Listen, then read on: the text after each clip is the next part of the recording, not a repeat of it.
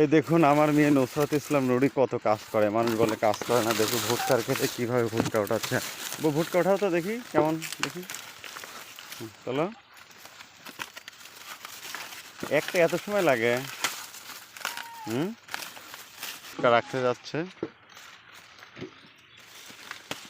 সাথে ছামিও রয়েছে। কি এইটাই, যে এটা ওঠাও, এটা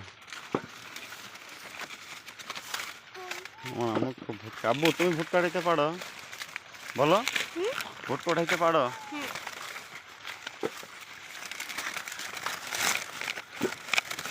দেখুন আমার মেয়ে কত সুন্দর করে ভুট্টা ওঠায়। স্বামী কয়টা উঠাইছো? কত সময় লাগে আব্বু একটা? হ্যাঁ,